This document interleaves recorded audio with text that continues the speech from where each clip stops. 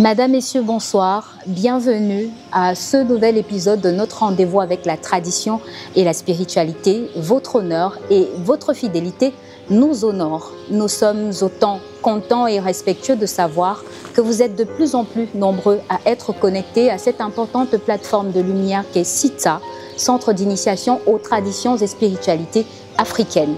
Les bases, vous les connaissez déjà. Et si vous êtes connecté au présent rendez-vous, merci de nous marquer des likes. Merci de nous notifier de votre présence en nous laissant des commentaires. Mais surtout, n'oubliez pas de partager également ces faisceaux de lumière que vous vous apprêtez à recevoir avec celles et ceux qui n'ont pas encore reçu le message ancestral, l'appel de ceux-là qui ont donné à votre vie, qui ont donné à votre existence, l'appel des ancêtres. Partagez donc en appuyant sur la flèche le lien de la présente vidéo à vos frères et sœurs africains à travers le monde qui ont besoin de recevoir cet important message.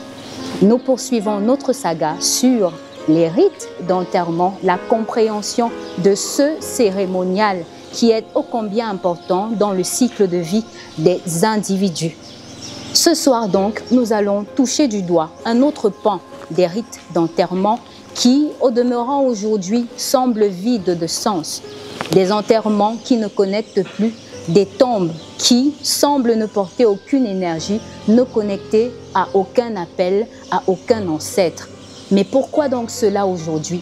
Pour mieux comprendre la profondeur de cette thématique, nous avons l'honneur de recevoir une fois de plus le porte-parole ancestral, celui-là qui porte la casquette d'expert en sciences occultes, que nous allons donc tenir tout au long de cette édition et qui nous emmènera au voyage des morts pour la compréhension du rituel d'enterrement.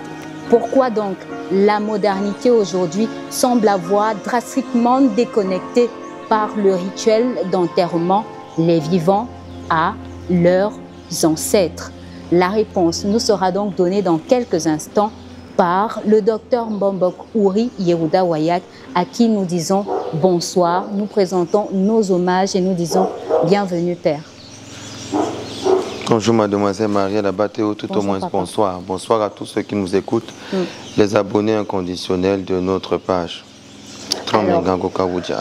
Alafia papa. Nous sommes très heureux de te recevoir une fois de plus pour continuer à nous édifier sur ces rites d'enterrement, cette phase de vie qui est pourtant importante pour les hommes, mais qu'on n'a pas toujours l'occasion de préparer, qu'on ne sait toujours pas cerner au demeurant. Mais grâce à vous aujourd'hui, nous allons aborder un autre pan pour comprendre c'est quoi véritablement l'enterrement. Pourquoi les tombes aujourd'hui semblent vides, Père? Pourquoi aujourd'hui ce sont des cérémonies pour lesquelles on doit éventuellement claquer de l'argent, réunir des initiés, sans toutefois cracher sur leur casquette et leur hauteur, mais au demeurant le résultat, la connexion avec ceux-là que nous avons pourtant honorés ne semble pas exister. Pourquoi ce vide? Alors, il y a une digression qu'il faut faire. Oui. Il ne faut pas dire les tombes sont vides parce que ils ont quelqu'un a enterré son père, sa mère, sa fille, sa tante. Et oui, papa. Il serait un peu choqué d'entendre que les tombes sont vides. On pourrait se poser où est-ce que les corps vont. Oui. Alors, vous devez savoir aujourd'hui que la raison pour laquelle j'aborde cette thématique, ce n'est pas pour jouer les intéressants. C'est parce que la situation est assez criante, la situation est assez alarmante. Et on cherche les problèmes, on cherche les solutions, du moins, il ne faut pas. On accentue nos connaissances et nos travaux dans la recherche, dans les plateaux télévisés, à discuter sur ce que toi t'avais fait, à discuter sur l'origine de nos ancêtres, à discuter sur les déportations des peuples. Mais le véritable problème même qui a créé une déconnexion au niveau de la mémoire akashique, par exemple, quand je disais par exemple qu'il y a 7 portes qui sont fermées au niveau des gens des côtes. Je parlais comme ça des doigts là. Et ça a un peu énervé les gens alors que je sais de quoi je parle. Et il en est de même également chez les Bassa, il en est de même chez les Beti, les Ewondo, les Yambassa et tous les autres, les Mbo. Il y a les Etones, Et je parle là des peuples qui sont propres à mon pays. Il faudrait expliquer les choses aujourd'hui dans une certaine profondeur. Oui, les tombes sont vides, mais pas vides de corps, mais vides de leur essence, vides de leur nature. La thématique qu'on aborde aujourd'hui, je vais parler sans filtre. Je vais parler sans embâche. Je ne mettrai pas de gants lorsqu'il faudra dire des choses, parce qu'à l'ère du vaisseau où nous nous trouvons actuellement, nous sommes à la croisée des chemins sur le plan mystique. Et le plus Christ, c'est que les informations font sur notre corps, comme de l'eau qu'on vient de recevoir lorsque nous sommes dans un désert. Mais cette eau ne continue pas à s'asperger sur nous. Ça veut dire au moment où nous recevons l'information, nous sommes captivés par la connaissance qui sort, mais personne ne prend l'initiative de faire de cet enseignement-là ce que j'appelle un mode de vie. Et lorsque cet enseignement ne peut pas être un mode de vie, nous vivons toutes sortes de malédictions. Alors on va aller d'une façon à chaque fois, d'une façon méthodique. Tout à fait. Je suis un peu outré par la première chose qui me choque. La première information que je vous donne, c'est ce qu'on appelle la matrix. Alors, qu'est-ce que j'entends par matrix? C'est plutôt un élément composite dans le grand ensemble. C'est-à-dire que l'élément composite dans le grand ensemble est ce que j'appelle Internet. Et dans Internet, lorsque nous essayons de consulter ce qui semble être pour eux le must des must, la question de Wikipédia, la définition qui est donnée à ce qu'on appelle les rites et les rites d'enterrement, c'est l'une des choses qui m'a le plus choqué. Je ne savais pas que jusqu'à ce niveau, on se permettait de jouer avec les destinées des millions et des milliards d'individus, 8 milliards sur la Terre, et qu'on pouvait s'amuser à... Et les gens ne se rendent pas compte parce qu'ils sont beaucoup émotionnels. Et ils ne comprennent pas la gravité, le déclin de la civilisation humaine qui est peut-être voulu par ceux qui viennent d'un certain niveau, qui estiment que la race humaine devra disparaître. Mais beaucoup de personnes, pendant qu'ils sont en train de penser à la bombe atomique qui pourrait venir ravager tout, nous les initiés, nous ne voyons même pas cette bombe atomique-là comme étant la fin de tout.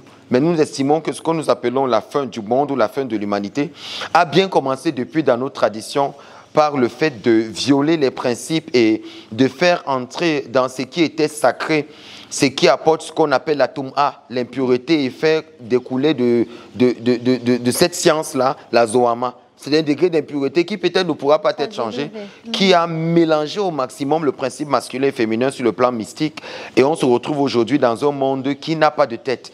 Nous sommes surtout dans un monde où les organes sont contrôlés par un taux d'adrénaline, mais pas par une vision intellectuelle des choses. Les gens sont beaucoup dans l'émotion et les gens sont beaucoup dans la domination. Les gens sont dans des passions charnelles, mais peu de personnes arrivent à comprendre réellement où nous sommes en train d'aller pendant qu'ils pleurent sur le cas des guerres, le vol, l'inquisition, les ravages, les pertes en vies humaines. Nous sommes en train de penser à quelque chose qui est un peu plus immatériel. Parce qu'avant que l'homme ne perde sa vie physique, c'est-à-dire sur le plan physique, il a payé d'abord sur le plan mystique. Et c'est justement à ce niveau-là qu'il voudrait aller. C'est pour ça que la chose la plus importante dans un arbre, ce n'est pas ses fruits, mais c'est de se poser la question, qu'est-ce que les racines de cet arbre consomment pour que les fruits sortent comme ils sortent? Et une fois qu'on verra la hauteur de l'arbre, on saura la profondeur de ses racines. Alors, les racines aujourd'hui de la vie humaine n'est rien d'autre que la mystique de chaque peuple. Ça veut dire, si au niveau de la mystique, il y a un problème, les réalisations sur le plan extérieur, la réalisation sera catastrophique. Peu importe le niveau intellectuel, vu que même le niveau de connaissance que tu as est fonction de l'information qu'on fait entrer dans ce que j'appelle le cocon mystique, qu'on appelle la matrix.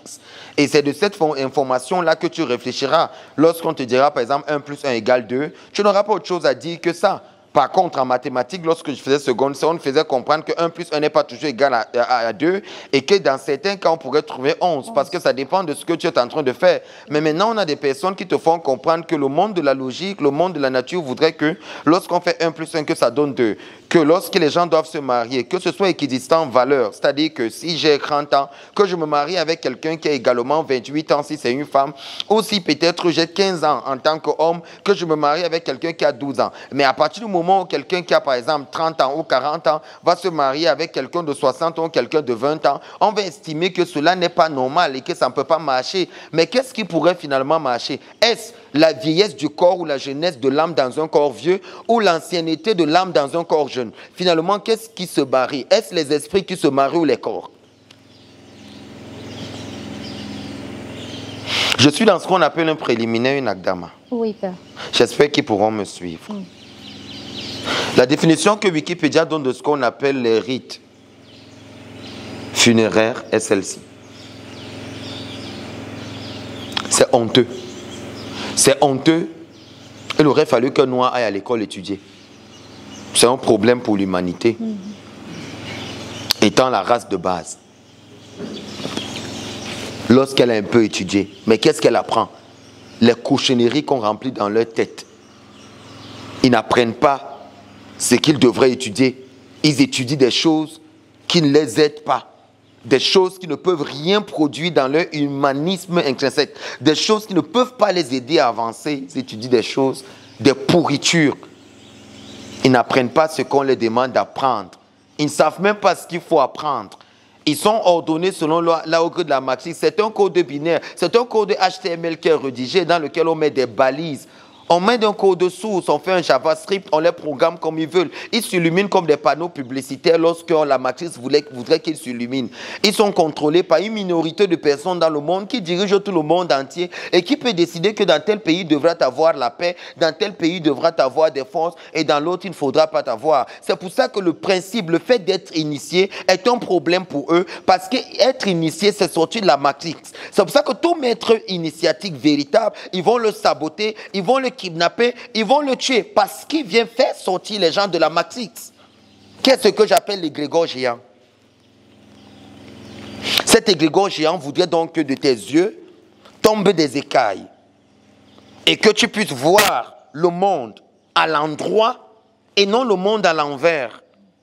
C'est cette histoire entre Rabbi Shimon Bar Yochai et son fils pendant qu'il donne dans une ravruta. Rabbi Shimon Bar Yochai enseigne sur un monde. Son fils s'en va se coucher et il voit un monde à l'envers. Il voit comment les personnes, les soi-disant les plus pieuses de ce monde, de l'autre côté sont les plus impures, les impies. Les personnes soi-disant être stables émotionnellement étaient les plus instables sur le plan mystique. Les personnes qu'on pourrait supposer les plus intelligentes étaient en réalité les plus bêtes.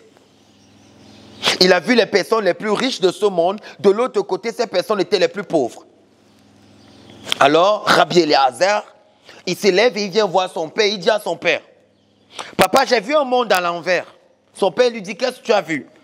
Il dit, « Les plus riches de cette terre étaient pauvres de l'autre côté. Les plus pieux ici étaient les impies. Les plus intelligents étaient les plus bêtes. Et ceux qui avaient la vie étaient en réalité morts. » Son père lui dit, « Yadati, pene yadati.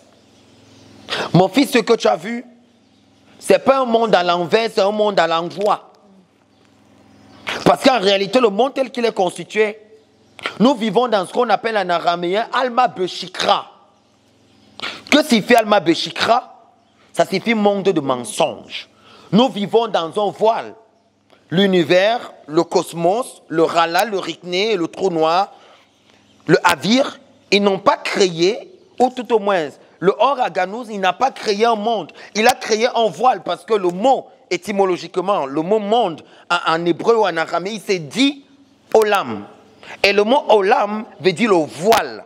Nous vivons dans un voile. Nous sommes voilés dans une femme que tu prends. Nous sommes voilés dans un mariage dans lequel tu t'engages. Nous sommes voilés dans une entreprise que tu crois créer. Nous sommes voilés dans les parents qu'on croit avoir. Nous sommes voilés dans les enfants qu'on croit avoir. Nous sommes voilés dans le choix de l'éducation qu'on a pour nos enfants. Nous sommes voilés pas dans les investissements que nous faisons. Nous sommes voilés dans tout parce que nous sommes sûrs de rien. Nous ne sommes sûrs de rien sur cette terre. Parce que nous vivons sous la matrix. La matrix, c'est une programmation universelle de dire que dans la société dans laquelle nous vivons, nous avons ce qu'on appelle les Béné Eloki qu'on appelle encore dans la Kabbale les Béné Alia. Les Béné Alia, c'est les enfants d'en haut. Ceux qui sont élevés. Nous avons ce qu'on appelle... C'est choquant ce que je dis. Nous avons une catégorie de personnes, une société qui est divisée en trois sur le plan mystique. Nous savons des êtres humains qui sont de la Béhémiout. Ça veut dire quoi en hébreu? Ils sont de la nature animale. Et on dit le monde il est peuplé des Nefesh Béhémi. Le monde il est peuplé des gens qui sont des animaux. Première classe. Deuxième classe, c'est les Benoni. C'est pas moi qui le dis. C'est Rabbi Shimon Zalman de Lydia dans son Balatania, le Balatorim de Rabbi Shimon Zalman. C'est lui qui le dit au chapitre 3, au niveau du Passouk 2, c'est pas moi qui le dis. C'est les livres de Kabbale qui le disent. Il dit la deuxième catégorie de personnes qui arrivent, ce sont les Benoni. Le mot Benoni veut dire quoi? Les hommes intermédiaires. Ça veut dire ils sont soit dans la Béhémiout, soit dans la moitié de l'autre moitié supérieure. Mais la première moitié supérieure, c'est quoi? C'est quoi cette supériorité? C'est ceux qui sont de la Elokout. Le mot Elokout vient de la racine du mot Elohim. Ça veut dire les Béné Elohim sont les Béné Alias. C'est-à-dire qu'il y a une société des personnes qui sont suffisamment élevées sur le plan social, sur le plan mystique, à dépasser la norme. Arrive la deuxième catégorie des intermédiaires qui sont peu évolutifs sur le plan mystique parce qu'ils sont juste des intermédiaires. On les appelle encore des observateurs parce qu'ils ne sont pas comptés dans le décompte mystique. Ils sont des intermédiaires, ceux qui frôlent le niveau le plus bas et le niveau le plus haut. Ça veut dire qu'ils contemplent la lumière mais ne la touchent pas. Ils contemplent les ténèbres et ils sont enfuis dessus. Donc, c'est-à-dire on les considère parce que c'est des intermédiaires. Arrive la troisième catégorie de personnes, ceux qui sont en bas sur le plan, sur l'orgue décroissant. On les appelle tout simplement les Nefesh Béhémiout. C'est la Béhémiout, c'est les animaux. On les considère comme les animaux. Ça dit qu'on est dans une société qui est hiérarchisée depuis longtemps. Et alors, qui sont donc les Béné Elohim, qu'on appelle encore les Béné Alia, les enfants d'en haut, c'est ceux qui sont hors de la matrice parce que les deux autres catégories sont en bas. Ça veut dire, le matin, on décide de ce qu'ils font, on décide s'ils montent, s'ils descendent, on décide s'ils vont à gauche. À partir du moment où tu les apportes des solutions pour leur vie, qui les font sortir de la matrice, ils ont un problème avec ça, ils ne sont pas d'accord avec ça, ils ne sont pas d'accord avec les enseignements. Et le pire encore, c'est que ce sont encore des Africains qui viennent combattre une école comme celle-ci. La chose la plus grave encore, c'est que ce sont les Mbouks, excusez-moi du mot, sur le plan intellectuel, sur le plan mystique, qui se croient être des initiés traditionnels, qui se permettent de combattre un calibre. Qui se permettent de combattre celui qui vient leur apporter la lumière. Ils sont les premiers à s'élever et à parler d'une science que moi j'apporte qui ne maîtrise pas. J'apporte une technologie à l'humanité que l'humanité ne maîtrise pas. J'apporte un savoir qui ne maîtrise pas. J'apporte une révélation. Je bouleverse. Je gêne en fait. Je gêne. Ou me classer. Un bon me dire le matin de quelle catégorie on te classe. Tu es hors hiérarchie. Non, ce n'est pas une vantagiste. C'est qu'en réalité, c'est qui se conçoit bien s'énonce clairement. Si c'est que tu comprends comment le monde fonctionne, tu comprends ce que Google va dire tout à l'heure dans Wikipédia.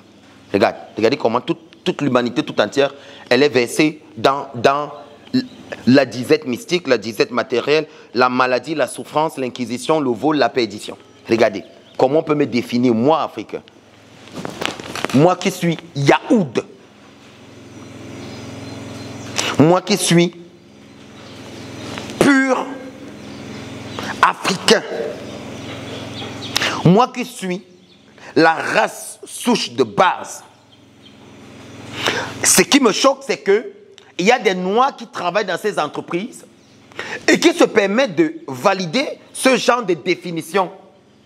Et c'est enseigné dans des écoles. Et les gens le diront. Regardez. Heureusement pour eux, je sais lire. Rituel d'enterrement est ensemble de pratiques et cérémonies, souvent religieuses, mon Dieu, mises en œuvre pour accompagner la mort d'une personne et rendre hommage à sa vie. Il n'y a rien de plus inepte que la question de l'ex-conscience.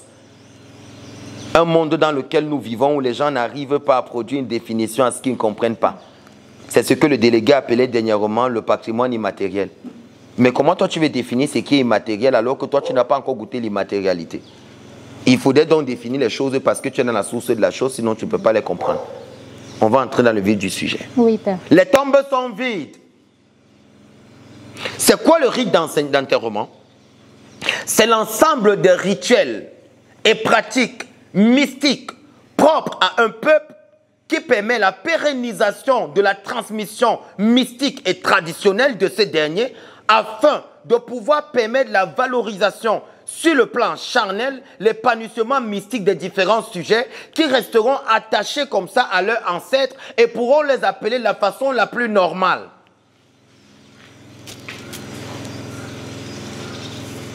Ils vont prendre 2 heures pour comprendre cette définition. Ceux qui sont intelligents ont compris qu'il n'y a pas de vie mystique lorsqu'un rituel d'enterrement est mal fait. Dans cette définition qu'ils ont donnée de Wikipédia, ils ont osé dire que ces cérémonies sont religieuses. Alors, souvent religieuses, maître. Souvent, en fait, c'est périn, en fait. Ouais. La chose, elle est là constamment. Ce qu'on va faire, hein, on va faire quelque chose de simple. Oui, père. Je vais me lâcher. Si après, ils ne me regardent pas. Hein. On m'appelle, on me dit, il y a l'un de mes pères consécrateurs dans l'Ombok qui est décédé. À plus de 80 ans. Je crois 85. Alors on me dit, on va aller au deuil. Ce jour-là, comme d'habitude, je suis accompagné par des policiers et puis on s'en va au deuil. Vous étiez là à ce deuil. Oui, père. Lorsque nous sommes arrivés, la cour était pleine. Premier constat. Le corps de ce Mbombok avait été mis à la morgue. Qui pour moi, en tant que négro africain, c'est un problème. Parce qu'aujourd'hui, il faudrait dire la vérité. Et que le business s'arrête. Les morgues sont inutiles pour le négro africain. Les morgues sont source de souffrance pour les générations qui viennent après.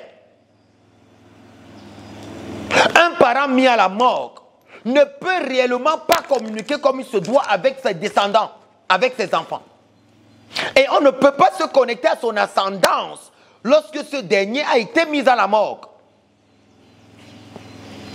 Ils avaient mis le corps de ce dernier à la morgue. Selon sa volonté, je suis choqué, il s'est dit Mbobok. Il ose laisser la nouvelle parce qu'il est ancien d'église. On va arriver.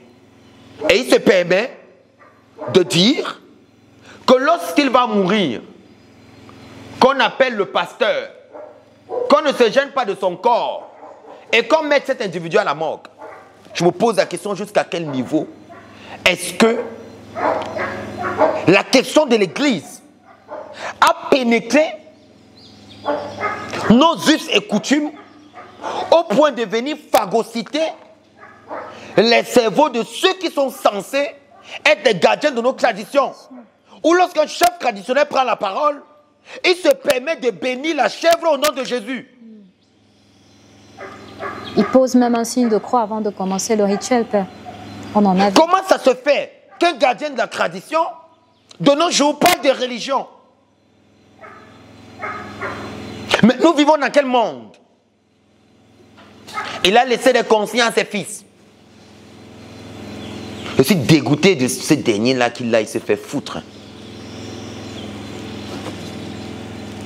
On arrive, il y a la loge des Bambambok. On m'escorte, on m'installe, je suis assis.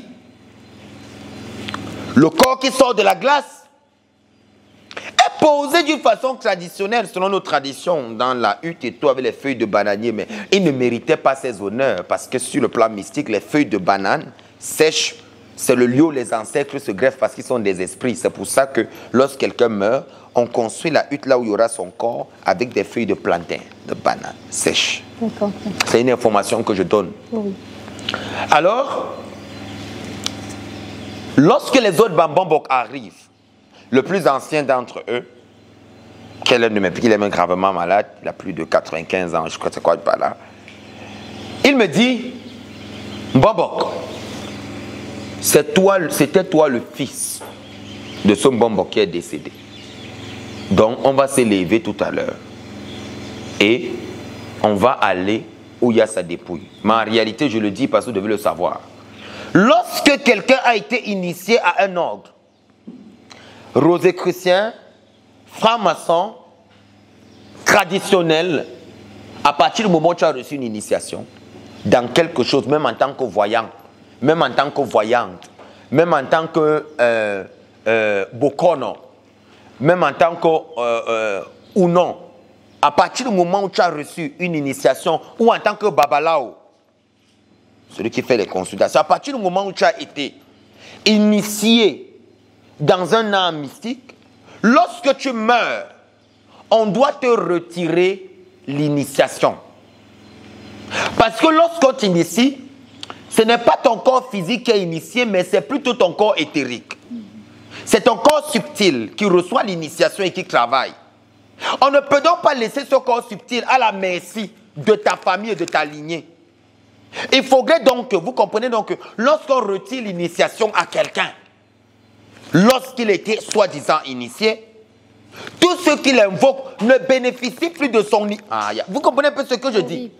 On va donc te retirer l'initiation, c'est l'ordre des choses basiques. Et nous sommes donc conduits, on va donc en délégation avec les Bambombok, c'est-à-dire que tous sont quittés. Nous sommes entrés là où il y avait son corps, j'étais à la tête. Nous avons fait le rituel pour lui retirer la parole, Nyombok, parce qu'un Bombok, quand il dit c'est ce qui se fait, il te doit que la chose arrive. Ce qu'il parle, c'est ce qui se produit. Donc ce pouvoir-là qu'il a reçu lors de son initiation, qui fait de lui qu'il est un Bombok, c'est-à-dire gardien du cosmos, maîtrise du cosmos. Il n'y a pas d'équivalent d'un Bombok dans aucune tradition. Un homme loi ne peut pas être un Bombok. Un roi Bamileke ne peut pas être un Bombok. La définition d'un Bombok n'existe nulle part. Il faut que les gens le comprennent. Bombok ne veut pas dire chef. Même le mot initié ne peut pas être l'équivalent de Bombok. Bombok, c'est quelque chose qui n'a pas sa signification dans le français. C'est pour ça que lorsqu'on voit des gens qui prétendent être des Bombok et qui se permettent de mélanger religion et le Mbok, Mbok c'est le cosmos, Mbok c'est l'univers, c'est pour ça qu'on dit Bombok. Le Mbok, c'est l'univers, le cosmos, c'est-à-dire, il maîtrise les éléments comme un avatar. C'est pour ça qu'on l'appelle Bombok. Parce que le Bombok, il est au 40e degré. C'est ça qu'il faut comprendre. Le Bombok est situé au 96e degré, alors que la franc-maçonnerie est au 33e. Ça veut dire, lorsqu'on te consacre un Bombok, on t'a amené au 96e degré. Parce que le 100e degré, c'est ce qu'on appelle le Ein Sof, c'est l'infini, c'est Batukpek, c'est Ilolombi. Lorsque tu as ce niveau-là, tu as un niveau élevé. Les 4 niveaux donc, qui empêchent donc Bombok de monter sont quel niveau? C'est les 2 niveaux de la mort et les 2 niveaux de la vie. On a 2 niveaux de la vie qui sont après le 96e degré, qui est en fait le 97e et le 98e. Le 99e et le 100e degré sont les degrés de la mort. C'est ce qu'on appelle l'ultime purification. Parce qu'après ces degrés, dont le Bombok est capable de communiquer avec la mort et avec la vie avant d'arriver au niveau de Ilolom. Il peut donc décider de la vie ou de la mort et de savoir qu'est-ce qu'il faut faire. C'est pour ça que le Bombok n'est pas seulement pour les Bassa, le Bombok est pour toute l'humanité tout entière. C'est ce que les gens ils ne comprennent pas. Donc tous les Bombok qui regardent mes vidéos, qui sont connectés à ceci,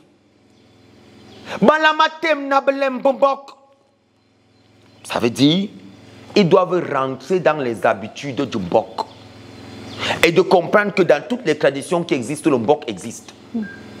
Mais celui qui maîtrise le Mbok ou celui qui communique avec l'esprit là qu'on appelle le Mbok, on les compte au bout des doigts. C'est pour ça que même l'initiation en tant que Mbok est une mort en soi.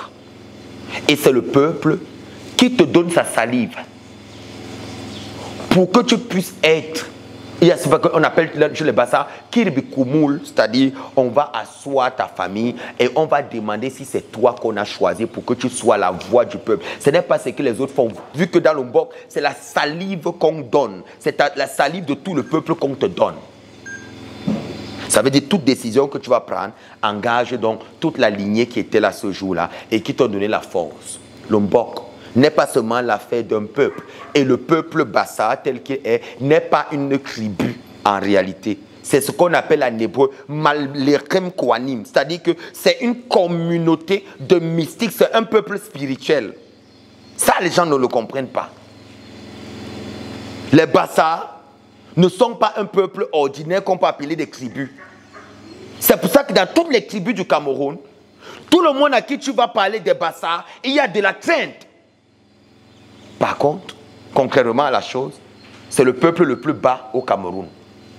Sur le plan infrastructurel, sur le plan du développement, lorsque vous arrivez dans le Nyon Ikele, vous vous rendez compte qu'il n'y a aucune évolution. Pourquoi? Parce qu'en réalité, un peuple qui est Mallerem Kohanim, une génération de prêtres, c'est ce que ça signifie. Ça veut dire ceux qui sortent de ce sang-là. C'est pour ça que toutes les autres, pour moi, c'est des ramifications. L'Embo, les Banen, les Bassessi, tout ce que vous entendez qui viennent après, il y a une source. Je ne le dis pas parce que je suis Bassa, oui, parce que je pouvais naître ailleurs, mais je le dis pour que les gens y comprennent. Un chef Bamileke va dire ce qu'il va dire, mais lorsqu'il va entendre parler d'un Bombok, il va comprendre que l'âme a changé d'épaule parce que là, c'est autre chose. Ça ne se discute avec personne. Tous le savent. Donc, quand je viens parler aujourd'hui, il fallait d'abord mettre les choses à leur place. Et de dire que je parle en tant qu'initié. Je ne parle pas en tant que celui qui juge les affaires des hommes tous les jours. Qui s'assoit et qui attend qu'on lui apporte des plantains apostoliques, ou qu'on lui apporte des litres d'huile, ou qu'on lui apporte des enveloppes, ou qu'on vient faire des danses devant lui. Je parle comme celui qui est censé structurer le cosmos. Et d'expliquer des choses qui dépassent l'entendement des hommes et restructurer les vies des hommes parce que les hommes y souffrent. On n'a donc pas besoin de plantain. Ce que l'humanité a besoin d'aujourd'hui, c'est d'un guide. Jouvence. On a besoin de celui qui va dire va ici. C'est pour ça que les enfants ont des pères. Parce que le père voit la tête de son enfant et le dessus et il peut dire à son enfant ne touche pas à ça, ça va te blesser. La définition de Wikipédia, ils vont me pardonner. Mais vraiment, si les Africains ne se lèvent pas, si les Africains ne comprennent pas, ils sont dans quelque chose aujourd'hui qui pourrait les détruire. On va aborder la question du rite d'enterrement. Il y a de cela quelques heures. Ça peut être 1000 heures, ça peut être 200 heures, ça peut être 3 heures. J'ai abordé une thématique sur les raisons pour lesquelles les tombes s'affaissent. Oui. Cette saga d'enseignement, ça va être un boom. Parce qu'après ces enseignements, je sais ce qui va se produire. Parce qu'aujourd'hui, il faut redire les choses et que les gens soient fixés. Tu parles de la vie, mais tu ne parles pas de la mort. Mais est-ce que tu sais que la vie mystique est fonction du passage de la mort?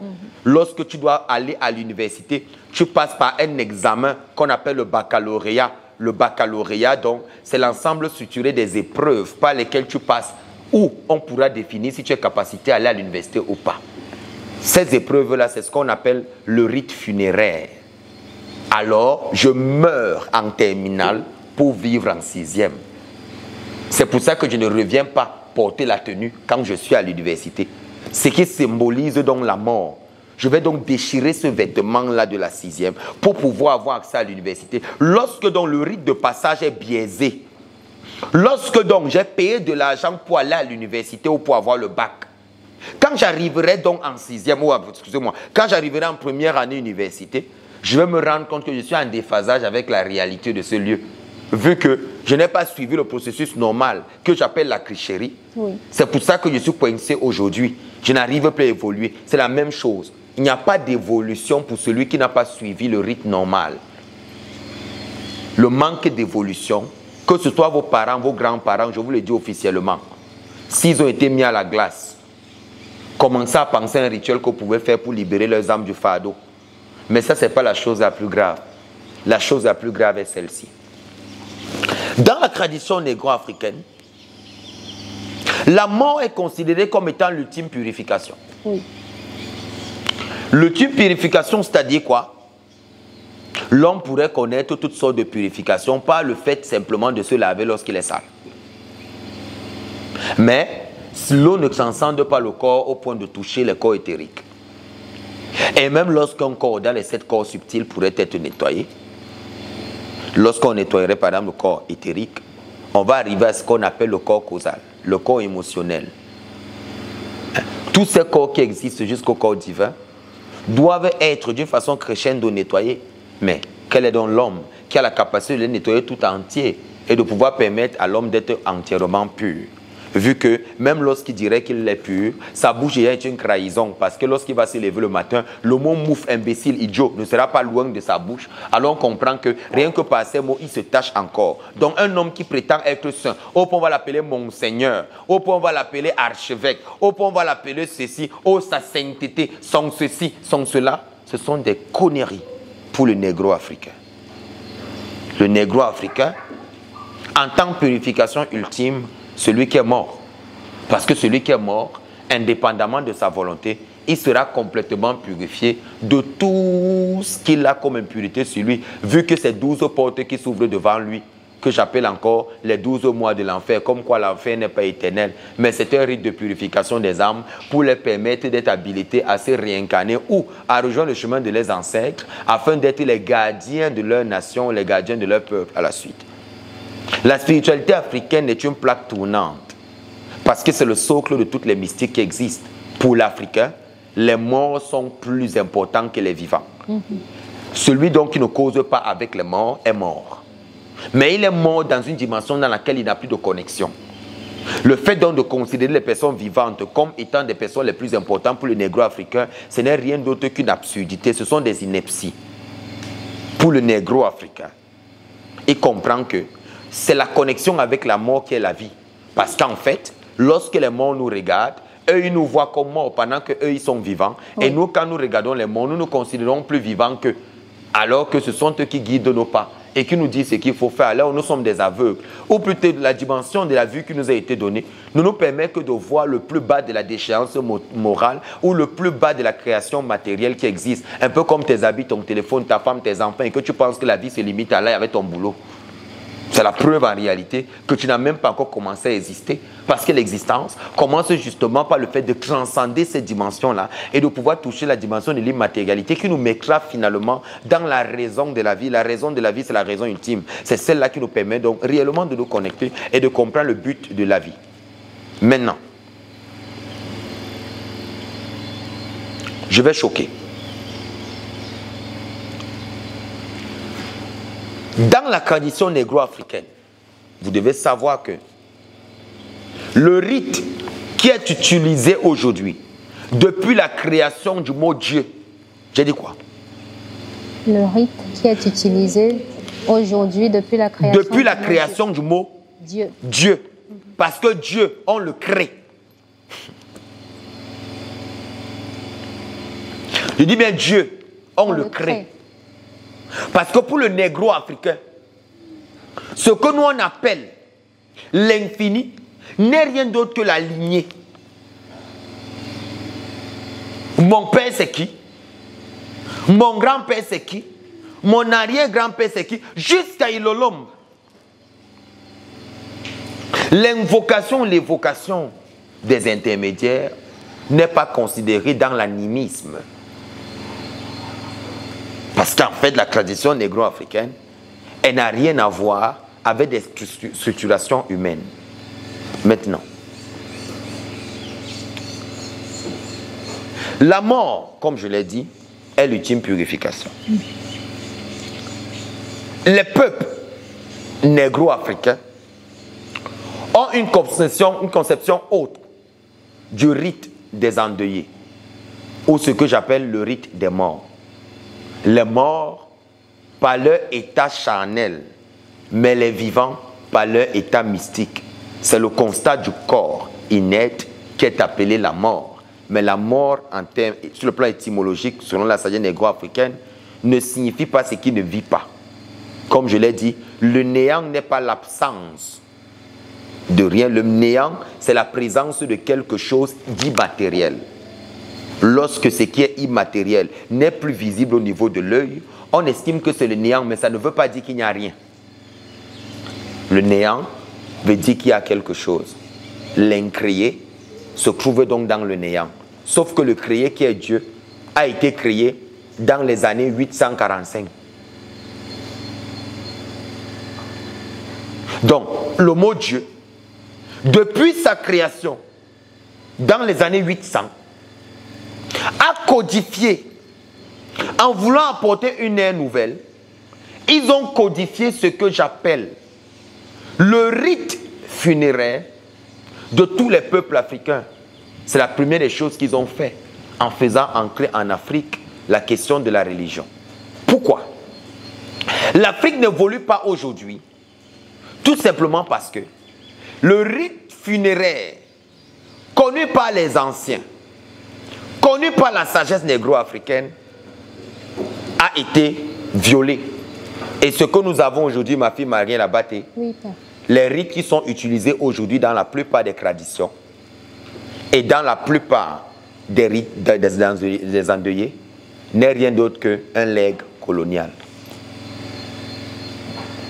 Donc vous devez savoir que tout ce que vous utilisez comme rite aujourd'hui, à partir du moment où vous faites venir un pasteur dans un enterrement ou un prêtre dans un enterrement, ce que vous venez de faire tout simplement, c'est que vous venez d'empêcher à votre défunt de pouvoir entrer en contact avec vous d'une façon substantielle.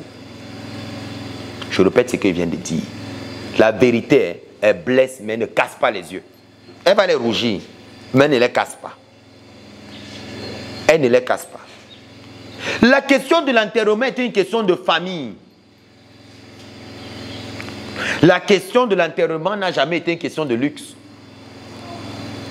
Lorsque quelqu'un décédait, la famille était chargée de se tourner et d'aller enterrer la personne simplement. Mais regardez ce qui se passe. Vous vous permettez de faire venir un monsieur qui se dit pasteur prêtre, comme dans le deuil de son bombok, lorsque on a retiré le mbok, le nyombok de sa bouche, tellement on était outré que les enfants nous ont imposé que c'est le pasteur qui doit faire la messe. Et le pasteur était là. Alors nous nous sommes placés à la cour et on a dit, celui que vous appelez Mbombok, on a retiré ce qu'on lui a donné qui appartient à nos ancêtres. On vous laisse donc avec le corps. On l'a dit devant tout le monde. Mais les Mbombok ne vont pas assister à une connerie de rituel qui est fait par un pasteur. Si les gardiens de la tradition sont ceux qui sont censés, selon notre lignée, parce qu'il faut savoir, le rite d'enterrement est propre à chaque peuple. Parce que les peuplades, telles qu'elles existent, existent aussi sur le plan cosmique. D'accord. Donc, il y a une universalité dans les degrés du rite des endeuillés, mais le jargon ou les mots employés changent selon le dialecte de ces derniers. C'est la seule modification ou codification qui existe. Mais en réalité, à la base, tel qu'on nous l'a laissé, ça ne devrait pas changer. Alors, quand nous sommes partis, le prêtre, qu'est-ce qu'il a fait? Première erreur, il a pris de l'eau, commencé à verser sur le cercueil, verser de l'eau, comme quoi on devrait rebaptiser le mort pour se souvenir de son baptême et lui faire bien comprendre que tu n'es pas traditionnaliste, tu es né de nouveau, tu es ancien d'église, tu es pasteur, ne l'oublie jamais, et voilà, tu n'es pas un bonbon. Et aujourd'hui, on voit les bonbons pasteurs. Donc, quand j'avais dit que je m'en fous de tout ce qu'on me raconte sur le judaïsme et sur les Africains, ça c'est le parcours de ma vie là-bas, les gens se sont fâchés. J'ai dit, mais vous me racontez quoi? Qu'est-ce qui est plus important que mon naissance? Qu'est-ce qui est plus important que ce que je suis? Toutes les études que vous avez faites sont inutiles si vous ne savez pas qui vous êtes. Alors je dis bien, la manière d'enterrer aujourd'hui est un legs colonial. Un pasteur est un colon, tout comme un prêtre. Tout ce qu'ils ont reçu, ils l'ont reçu de leur père. Et leur père, ce sont les colons. Ils ont forcé nos ancêtres à accepter leur Dieu, leur rite, leurs coutumes, sous le prisme ou sous le prix de la torture, de l'inquisition, du viol. Et plusieurs de nos ancêtres ont été déportés de leur terre, violés, massacrés, pour accepter le Dieu du colon, que nous en Afrique on ne connaissait pas. Ils ont phagocyté l'Afrique, juste en faisant une seule chose, en empêchant aux morts africains d'être enterrés sur leur terre. Première des choses. En empêchant aux morts africains d'être enterrés de la façon qu'il se doit. Deuxième des choses. Et en introduisant des missives de contrôle qui portent le nom de prophètes, pasteurs, évangéliques, prêtres, évêques et tout ce que vous voulez, pour justement venir perturber la croissance linéaire de connexion de ce peuple à leur vivant. Bantou, on a le mot ou. Ou vient du mot toutes les racines des mots en bassa qui ont eu, par exemple, ou, qu'ils ont appelé la sorcellerie, mais qui a en fait un esprit. C'est l'esprit universel qui accompagne les peuples africains. C'est pour ça que le U, dans la tradition négro-africaine, se lit ou, qui renvoie à l'esprit auquel les négro-africains se connectent. Maintenant, qu'est-ce qui se passe lorsque le rite funéraire d'un peuple traditionnel est géré par un pasteur, un évangéliste, un prêtre ou n'importe qui de ce genre? C'est ce que je vais répondre tout à l'heure après avoir soufflé. Merci Père pour ces premières informations sur cette thématique. Elle est vraiment profonde. J'avoue que, et je crois peut-être que ce sera le cas pour les téléspectateurs, c'est un important voyage là que nous sommes en train de mener à décrypter justement les rites d'enterrement pour mieux comprendre ce dans quoi nous sommes investis et ce à quoi nous nous prêtons au quotidien, parce que des milliers de personnes à travers le monde aiment bien cette retrouvaille-là, les week-ends. Pour le cas des Africains, le cas du Cameroun, on sait qu'à partir du vendredi soir, du samedi jusqu'au dimanche, il faut être dans les festivités de rites d'enterrement, il faut assister à des enterrements et pouvoir percer le nœud aujourd'hui, percer et déchirer cette plaie pour pouvoir la rendre béante et puis la nettoyer. Je crois que c'est très important aujourd'hui. Donc, à la Père encore pour cette première partie d'information. Quant à vous, chers téléspectateurs, on va vous permettre à votre niveau également de mieux digérer et d'asseoir ces premières informations. Si vous avez des questions, laissez-les nous en commentaire. D'autres préoccupations sur la même adresse via le même canal. On se retrouve donc dans quelques instants pour poursuivre.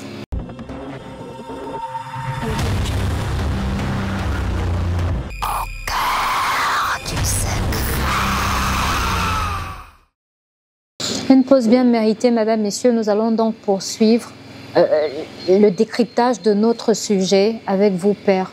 Comment comprendre aujourd'hui que ces rites d'enterrement sont perfectionnés et continuent d'être pérennisés aujourd'hui par des imposteurs, je préfère dire. Pas de pasteur, oui.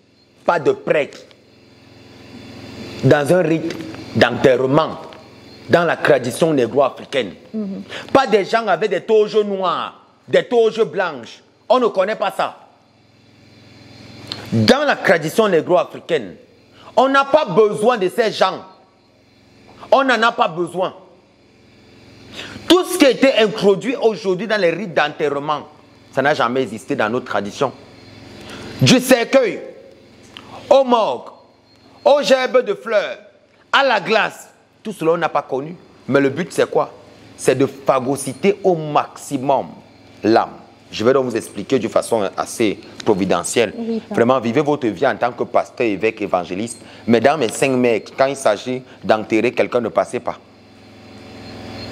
Faites vos choses pendant votre vie, jusqu'à des parents peuvent dire à leurs enfants, ici, témoin de Jéhovah, si elle meurt, donnez mon corps au témoin de Jéhovah. Elle est même normale dans sa tête. Elle sait même ce qu'elle fait. Elle va même bien là-dedans. Si ce n'est pas la folie, c'est quoi?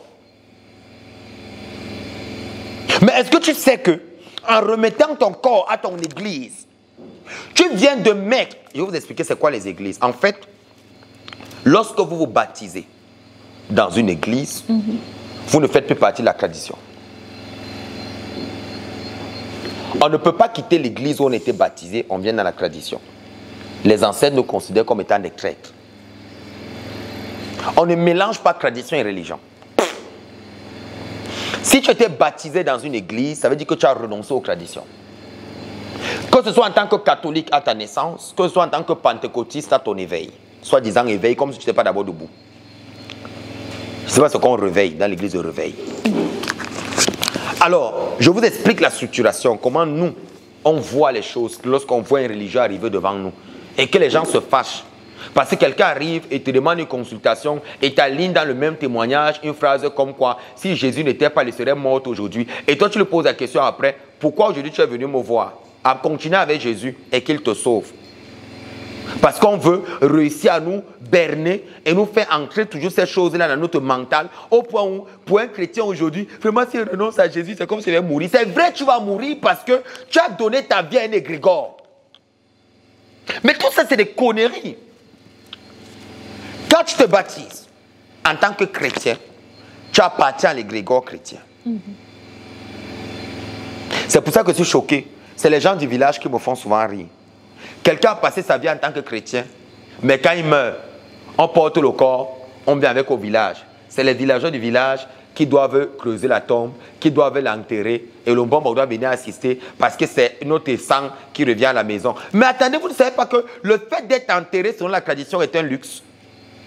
C'est un luxe donc pour lequel les chrétiens ne doivent pas bénéficier. Dans votre formation en tant que pasteur, on n'a pas prévu la mort dedans. Pourquoi vous ramenez le corps au village? Pourquoi vous revenez à la tradition? Restez avec ça. Alors qu'est-ce qui se passe? Lorsque quelqu'un décède, il appartient à quoi? Par exemple, pour qu'un franc-maçon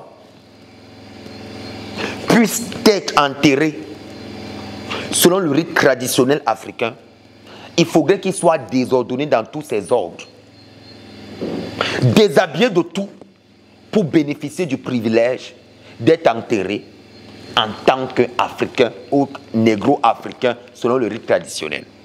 Même chose pour un rosicrucien, même chose pour un chrétien. Parce qu'au final, ils finissent tous des crétins. Lorsque tu as été baptisé en tant que chrétien et que maintenant tu voudrais rentrer dans la tradition négro-africaine, le Mbambok doit te faire prêter le même serment que tu as prêté quand tu devenais chrétien. Dans le fait, tu dois renoncer drastiquement à ces choses-là dans un rituel qu'on te fera où tu vas dire, mon âme n'appartient plus à ces gens. Mon âme appartient à la tradition et c'est le chemin traditionnel que je suis. Parce que tu vas arriver chez ces soi-disant pseudo-traditionnalistes de TikTok, vous allez quand même retrouver des croix de Jésus sur la table. Oh oui. Comme j'ai vu chez certains soi-disant voyants traditionnels qui sont dans la musique traditionnelle, où il dit qu'il fait le Ngambi, mais sur sa même table du Ngambi, il y a un gros crucifix de Jésus posé dessus et une grosse photo de Marie sur le mur. Et il nous fatigue avec ça et il faut qu'on l'appelle quand même mystique africain. Revenons à la science. Ce que je dis, c'est que celui qui est chrétien appartient à un ordre. Parce que être chrétien, c'est un ordre tout comme être franc-maçon ou être rosicrucien. Parce que pour devenir chrétien, tu passes par un rituel. Oui. Pour devenir rosicrucien, tu passes par un rituel. Pour devenir franc-maçon, tu passes par un rituel. Tout ça, ce sont des loges. Alors, lorsque tu fais partie de ces ordres-là, et que tu as reçu une consécration même, en tant que pasteur, ou en tant qu'évêque, ou en tant que chrétien, Le premier rituel qu'un initié qui est vraiment sérieux doit te faire, c'est que tu devras lui demander de te désordonner. Parce que s'il ne te désordonne pas, tu ne verras jamais les ancêtres. Les ancêtres ne se feront jamais voir par un chrétien. Je le dis devant caméra. Vous allez voir vos morts parce que vous ne connaissez rien. Mais venir jouer avec la tradition et prétendre voir les ancêtres. Viens t'asseoir à ma place, enseigne aussi. On voit donc à qui est habité par les ancêtres et qui ne l'est pas. Si au bout de 3 phrases, tu n'alignes pas le nom de Jésus, qui est ton maître. Parce que justement, tu es tenu par ça. Il n'y a donc pas de spiritualité dans un chrétien. Il y a la religion dans un chrétien. Tout comme tous ceux qui se convertissent à tous les pans religieux qui existent dans le monde. Ils sont tout simplement des sujets de l'égrégore de ce lieu-là. Alors, toute décision qu'ils devront prendre dans leur vie, l'égrégore devra décider si ça se fait ou pas. C'est pour ça qu'il leur a imposé de signer tout au nom de Jésus. Même lorsque tu veux manger au nom de Jésus, même quand tu as une nourriture qui est préparée par les traditionalistes, il faut que tu signes au nom de Jésus pour que la nourriture soit validée ou invalidée par ton égrégore. Je n'ai rien contre les chrétiens. J'ai un problème avec l'usurpation. Restez chrétien comme vous voulez, ne venez pas infiltrer la tradition négro-africaine pour la phagocyter encore plus de l'intérieur parce qu'elle va déjà mal. Ou des chefs traditionnels dans un rituel de consécration d'un bombok, on se permet quand même de dire que Joli Jesus, les bons poubis, alléluia, amen. Mais ça, c'est quoi ce genre de choses? Le nom de Jésus vient faire quoi dans un rituel ancien de consécration, d'initiation d'un chef? Jésus vient faire quoi dedans? Lui qui n'a que 2000 ans, dans un rituel traditionnel, par exemple, comme le rituel d'initiation d'un bombok, qui est un rituel qui date de 8000 ans. 8000 ans de consécration. On arrive à 2000 ans, moins 6000 ans, et on entend le nom de Jésus dans un rituel. Il n'a jamais existé. Même chez les hommes là, vous trouvez les gens rassemblés, et c'est le nom de Jésus qui est. Mais vous vous rendez compte à quel point vous moquez de vous-même et vous vous plaignez. Pourquoi? Où étaient les ancêtres? Où étaient les ancêtres pour développer l'Afrique? Où était donc leur force pendant la traite négrière, la traite des esclaves? Mais attendez, c'est parce que vous avez échangé votre spiritualité par la religion. Vous avez tué votre essence mystique. Tous les Africains qui disent qu'ils causent avec les ancêtres mentent. Ils mentent tous.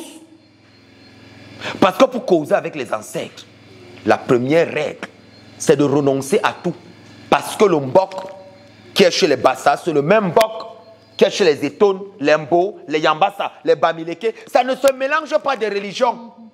Vous avez vu où un Bamileke traditionnaliste qui fait le rituel d'enterrement invite un pasteur?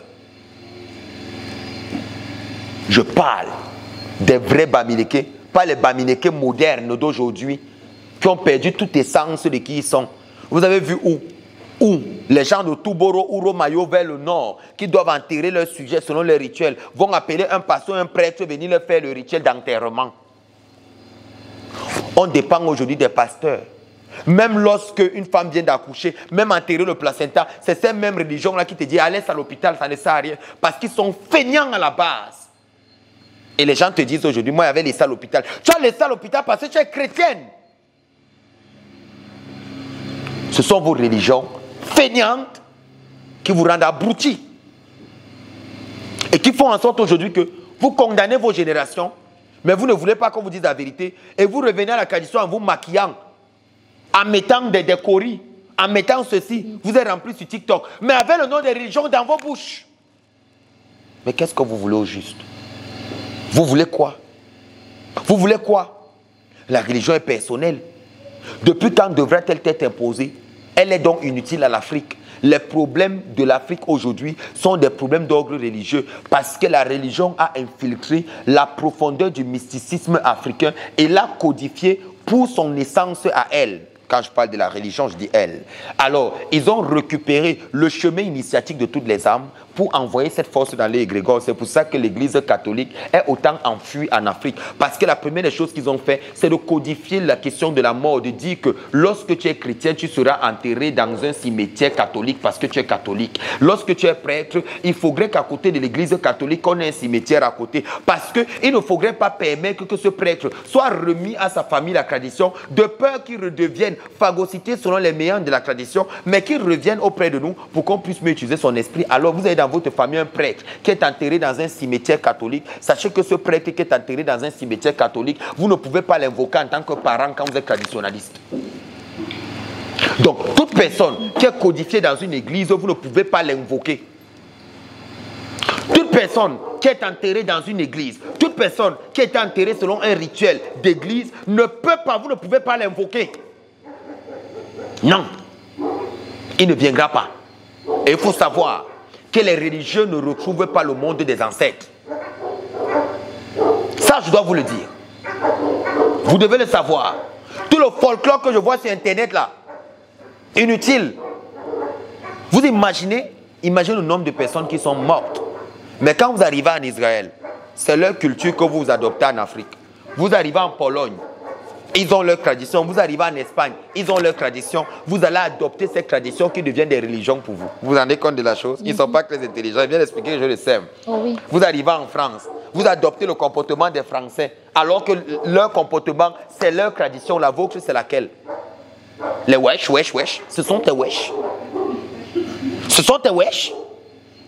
Est-ce que ce sont tes wesh? Dis-moi, est-ce que ce sont tes wesh? Non, mais ça fait rire. Mais alors que ce que je dis est vrai. Tu as perdu ton essence africain. Tu t'habilles comme eux. La mode. Jusqu'à quel niveau? Demande à un Africain d'attacher le pagne. C'est un problème pour lui. Il ne veut pas attacher le pagne. Il ne veut pas de pagne. Pourquoi ne veut-il donc pas de pagne? Parce qu'il est codifié. Vous comprenez? Il est codifié. Alors tout chrétien qui a eu reçu une consécration de pasteur ne pourra jamais rejoindre le monde des ancêtres. Invoquez-le comme vous voulez. La raison pour laquelle aujourd'hui les Africains ne se connectent pas à leurs ancêtres, c'est parce que les ancêtres étaient des religieux. On veut donner le sac de chef à quelqu'un qui dit qu'il est catéchiste, comme mon grand-père. Son arrière-grand-père, un bonboc, celui dont j'occupe le siège. Un bonboc pur. Il laisse le sac pour son fils, qui est mon grand-père. Il dit qu'il ne pouvait pas accepter passer les catéchistes. Vous voyez, vous imaginez, on a fait 150 ans dans ce village où tous nos rites d'enterrement étaient gérés par un pasteur et un prêtre. Parce qu'il n'y a pas de bonboc pendant 150 ans. Quelqu'un qui va codifier l'initiation, qui va codifier la transmission, qui va codifier l'enterrement, il n'était pas là. Donc toutes les âmes, depuis 150 ans jusqu'à maintenant, ne peuvent être que des esprits errants qui n'ont nulle part où aller, seulement servir celui qui leur a donné ce qu'ils ont.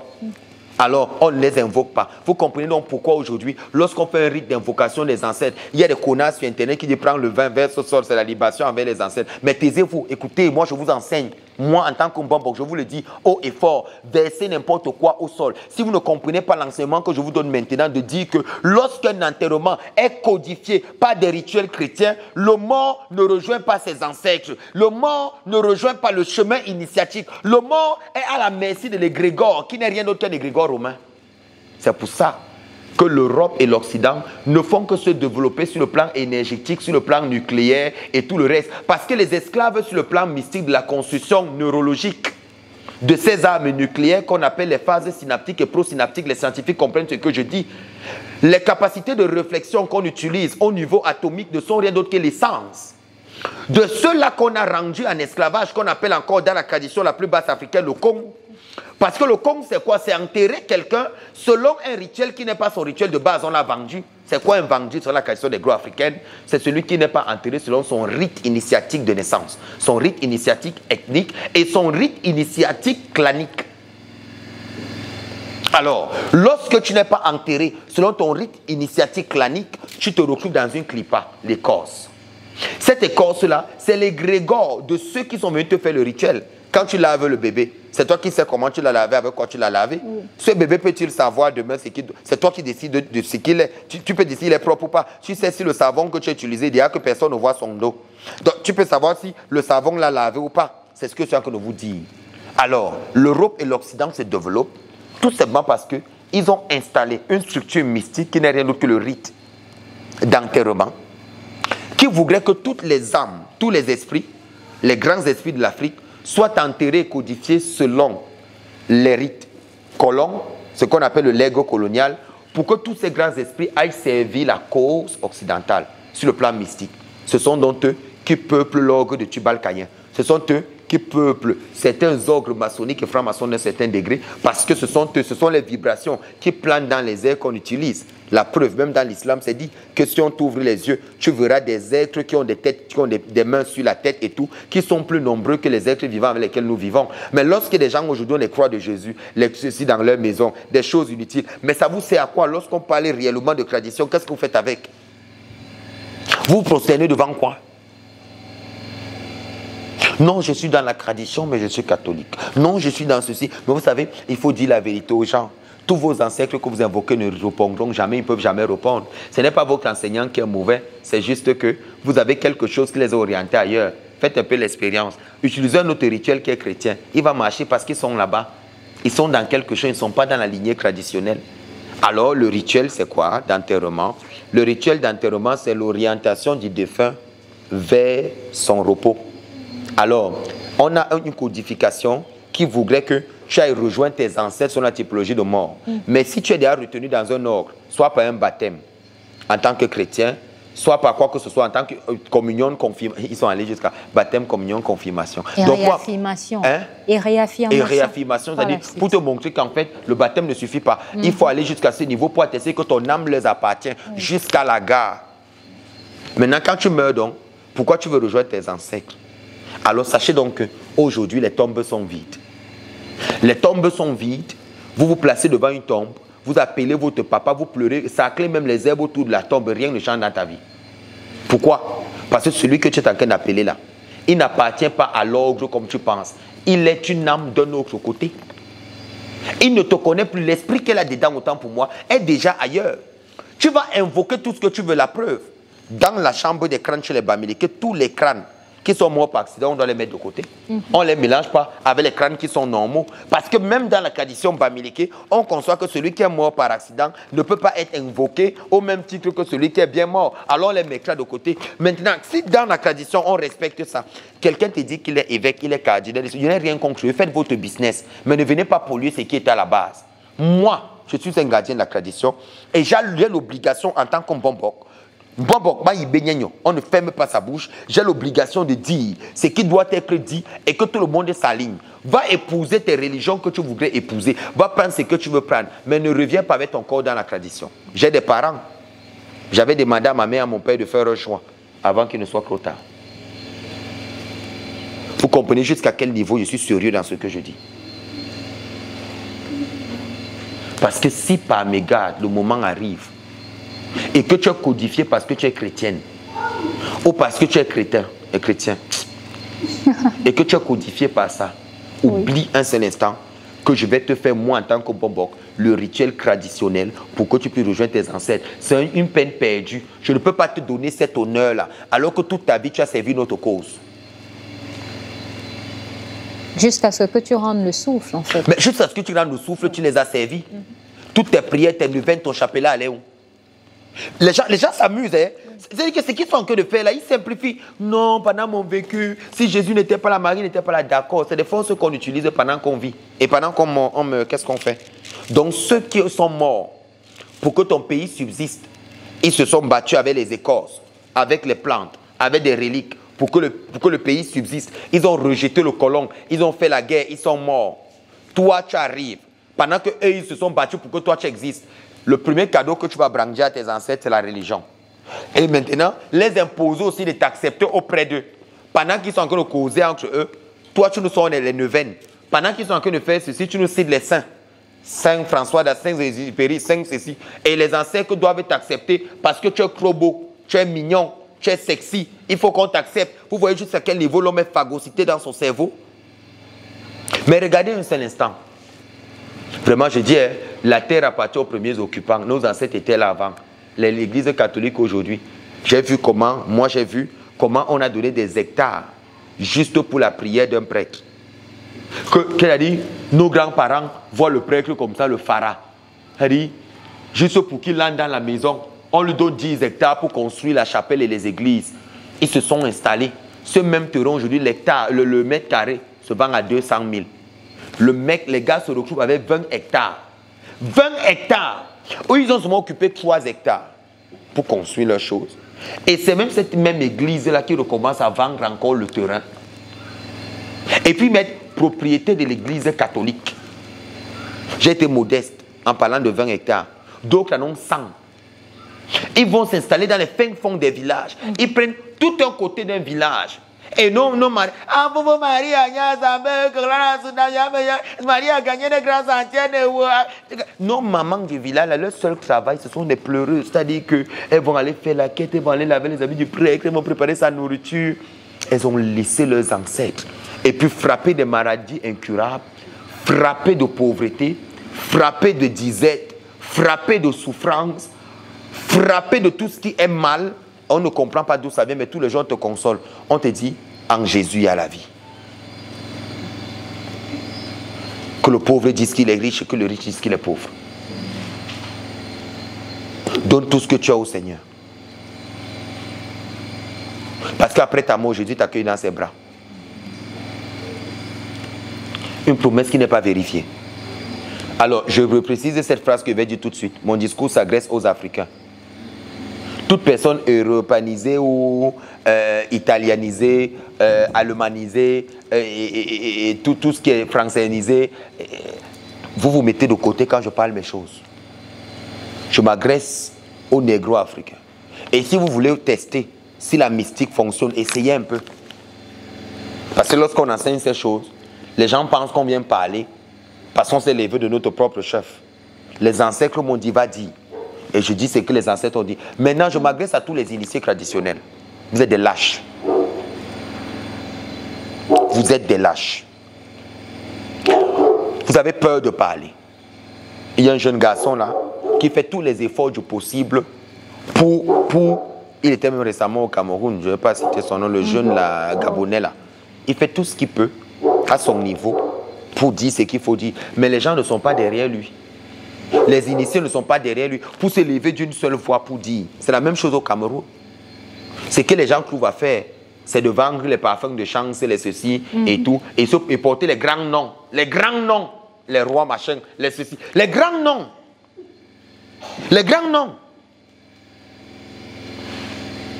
En même temps, ils te brandissent la tradition. Non, on revient à la tradition des ancêtres, mais pas derrière. Ils te poussent la religion, les rituels religieux, les ceci, crasse les pentacles, crasse les hexagrammes, fais ceci, mais finalement, on va où?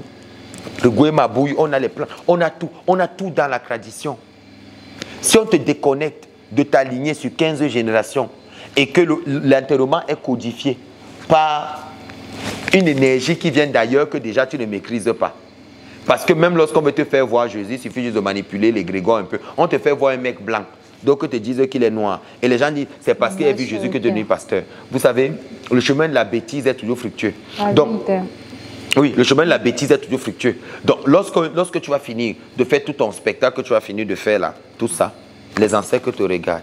Regardez donc, dans une famille, vous trouvez la pauvreté, personne ne se lève. Je reçois tous les jours en consultation ici. Tu appelles les ancêtres de quelqu'un, ils ne viennent pas. J'appelle les ancêtres. Parce qu'il dit, il y a les gens qui font les consultations, chacun à son niveau. Tu regardes une lignée 15 générations, tu trouves seulement que c'est ceux qui sont peut-être la 14e, 15e, qui sont restés intacts. C'est eux que tu appelles. Tout le reste d'en bas là, tu ne peux pas les appeler. Jusqu'à certains parents décédés arrivent dans les rêves de leurs enfants et leur disent, il faut lire l'évangile de Jésus. Vous comprenez maintenant ce que je dis? Oh, mais mademoiselle Marie la bâtée, il y a des parents décédés qui apparaissent à leurs enfants et qui leur donnent les versets bibliques. Lis tel verset. Vous savez pourquoi? Non, parce qu'ils sont des chrétiens à la base. C'est-à-dire que même après la mort, vous comprenez donc que votre vie d'aujourd'hui vous suit. Donc ne pensez pas que si votre mère vient vous donner 3 versets, ça veut dire qu'elle est du côté des ancêtres, et que les ancêtres là-bas, il y a un pasteur qui vient les évangéliser chaque soir et qui les prêche là-bas dans le monde des morts et qui enseigne et du coup il les distribue les versets et c'est après un cours donné par un pasteur dans le monde des ancêtres que ta mère s'est détachée. Elle veut te dire que le cours d'aujourd'hui portait sur Matthieu chapitre 3.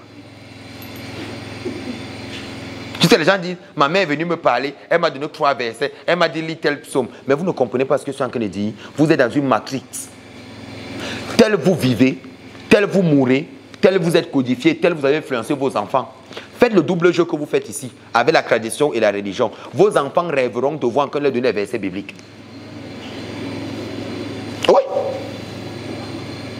J'ai rêvé de Marie, Marie m'a dit ceci, j'ai rêvé de Jésus. Mais tout ça t'arrive parce que c'est un hologramme, c'est un holam, c'est une projection mystique, c'est un mazikim, c'est un mazir, c'est un esprit spectre. Ça se projette, ça s'invoque, ça s'incante, ça se codifie et ça s'envoie. C'est-à-dire, quand tu connais le nombre de brebis que tu avoues que les pasteurs recensent les brebis, pourquoi? J'ai 10 000 membres dans mon église. Je peux décider aujourd'hui que tous rêvent de moi. En bien. J'envoie l'information. Et chacun selon sa vibration. L'autre rêve, l'autre rêve demain, l'autre rêve après-demain. Tout ça, c'est une affaire de vibration. Et puis, mon pasteur, hier, rêvé de lui, il venait me donner une onction dans la nuit. C'était mon pasteur, il venait me donner ceci. Reste dans ton église. Pourquoi tu reviens dans la tradition? Voilà le problème de l'Afrique. Regardez l'Afrique. Malgré tous les génies, tout ce que les ancêtres ont fait, ils ont envoyé les grandes âmes sur la terre. Ils ont envoyé les génies. Ils ont envoyé les ceci. Ils ont envoyé les cela. Mais allez les trouver. Quelqu'un chantait bien. Elle chantait bien en Douala. Très bien. Les belles chansons. On aimait. Le talent était pur. Un matin, elle a chanté ses chansons. Elle commençait à chanter pour l'église. Dans leur famille, tout le monde chante. Mais elle, le matin, s'est levée. Je ne cite pas son nom, vous savez qui parle. Elle a commencé à chanter pour l'église. L'onction est partie. L'onction d'avant que l'on connaissait, 1900, ouais, là. Tout est parti. Pourquoi? Les anciens ne se reconnaissent pas dans ça. Et pour eux, on leur a dit, c'est quand tu vas revenir à Jésus. Amen. Vous imaginez la gravité de la chose dans laquelle on se trouve? Posez la question à quelqu'un. Cite-moi le nom de 5 de tes ancêtres. 5. 5. Ils ne peuvent pas. Tu vas les invoquer comment? Mais nous, quand c'est fait un format en Israël, ne t'inquiète pas. Je peux te citer le nom des rabbins, leurs enfants, leurs arrières, jusqu'à peut-être 15 générations. Oui, parce qu'ils t'imposent à retenir le nom de leurs ancêtres pour les invoquer pour leur profit. Ces religions vous donnent les noms de leurs égrégores. Oui. Saint Paul, Saint Cécile. Pourquoi que l'énergie là-bas? Ça nourrit l'égrégore. Il faut juste des voix. Les voix qui vont parler. Vous émettez vos énergies. Ça grandit, ça grandit, ça grandit, ça grandit. Après, c'est indétrônable. Par les chrétiens, on dit qu'il n'y a rien de mieux que l'église. Mais quand on envoûte leur mari, envoûtés, quand leurs maris sont envoûtés, ils reviennent nous voir. Et mes ancêtres, vraiment que mes ancêtres se souviennent de moi, mais finis avec eux là. Quand ils rentrent, merci Jésus. Merci. Merci Jésus, vraiment, parce que si tu n'étais pas là, Jésus, je n'aurais pas pu récupérer mon mari. Vous vous moquez de qui? Vous croyez que les ancêtres ne savent pas tout ça? Les ancêtres savent à quel point nous sommes faux. Nous sommes faux. Moi déjà, personnellement, moi, je suis contre les veillées.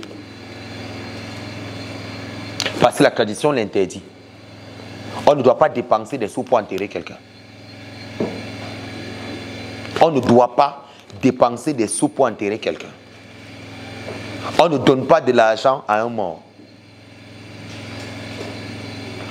Toutes ces histoires de deuil, de rituels, de ceci, de café du deuil, de pain du deuil, le porc du deuil, les gerbes de fleurs du deuil, le tout pain, ça. Les t-shirts, les vos macarons. bouquets de fleurs, de gerbes de fleurs là, qu'on imprime là à machin, parce que ce n'est pas des gerbes naturelles. À l'époque de vos ancêtres, les fleurs existaient. Les machins en plastique qu'on imprime là. Bon, les pins que vous créez, l'imprimante existait en leur temps. Au point, un pasteur me dit non, le deuil doit être organisé à les étapes du deuil. Il y a d'abord le programme des obsèques. Quel programme? De quoi parles-tu? On ne met pas l'image de quelqu'un dans un document, ça ne se fait pas. lorsque quelqu'un est décédé. Ça ne se fait pas.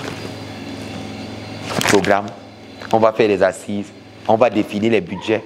Mais prenez tout cet argent de budget là, scolarisez 8-4 enfants. Je crois que celui qui est mort sera content que au moins l'argent là a aidé à scolariser 8-4 enfants dans la famille. On a compliqué tellement les obsèques que tu entends les montants. On a dépensé 150 millions pour son deuil. Vous posez la question, n'est-il pas revenu à la vie? Avec les 150 millions, quand vous avez fini le deuil, il est revenu. Tout ça parce qu'on aime le paraître. Il faut que le jour du deuil, qu'on pleure. C'est-à-dire dans certaines tribus, un peu comme les doigts là, il y a des femmes, on me l'a appris hier, il y a des femmes qui sont payées pour pleurer. C'est-à-dire que quand il y a le deuil, leur seul travail c'est vous exciter à pleurer. C'est-à-dire que elle arrive, elle regarde la foule. Vous pleurez pas, attendez, on vous donne le temps. Elle pleure jusqu'à toi qui n'aimes pas pleurer. Tu as le goût de pleurer. Tu as le goût de pleurer parce qu'il ne faut pas que tu quittes ce deuil sans pleurer. Donc il faudrait des excitants, du Viagra de pleurs, Viagra mystique. C'est-à-dire que Viagra corporel, une communauté de mamans spécialisée dans les pleurs. Après, vous leur donnez l'enveloppe, elles ne sont pas sincères. Mais il faut juste qu'elles s'enroulent bien sur le cercueil. Et qu'elles pleurent, elles crient, elles hurlent, elles s'enroulent. J'ai vu ça aussi chez les Bamilés. Il y a une qui arrive là, qui va vous montrer comment on s'enroule au sol. Hein? Qui va vous montrer comment... Jeannot. Parce qu'il faut que tu comprennes qu'en fait, il est hors de question de quitter dans cet endroit sans qu'il y ait des gens qui pleurent. Parce que c'est quand vous pleurez que c'est bien. Mais vous vous rendez compte à quel point vous faites du mal au mort. Lui, il sait que c'est fini. Il a coulé sa dernière larme sur le lit. Dieu au revoir à ses enfants. La chose la plus simple, c'est comme mettre le lendemain dans la terre ou le même jour. C'est fini parce qu'il vous a dit au revoir. Mais vous le gardez dans la glace. Vous faites le tour autour de son corps. Vous regardez. Vraiment, on n'a pas bien maquillé. Le rouge à lèvres, c'est viens un peu morguer, viens un peu. Tu ne vois pas que... Il dit que non, pourquoi c'est ouvert ici? Eh, ma mère, excusez-moi, on n'a pas bien mis le super glue. Mets bien le super glue, il faut que ses lèvres soient bien. Quand les gens passent, qu'on voit bien comment ses lèvres sont bien. Toi, me regarde le gloss que toi, tu as mis sur ses lèvres. Enlève le gloss, mets le rouge. Vous voyez dans quoi nous sommes? Vous voyez dans quoi? Vous voyez dans quoi nous sommes? Et la poudre, c'est comment? Regarde, mais il transpire. Non, maman, on a fait la mise en bien. Non. Mais il transpire, il a mouillé tout le... Non, attends, on va venir rebichonner. On appelle le croque-mollet, il arrive. Et puis on remet la perruque, c'est bien. Peut-être même le bras était dur, on a cassé. Mais comme on a tellement posé, la vie est bien, on ne sait pas si les os sont cassés de tout le mort là. C'est bon, quand on porte de corps, on tape au sol. Même le mort là-bas en esprit dit yes. Donc on finit de massacrer son corps.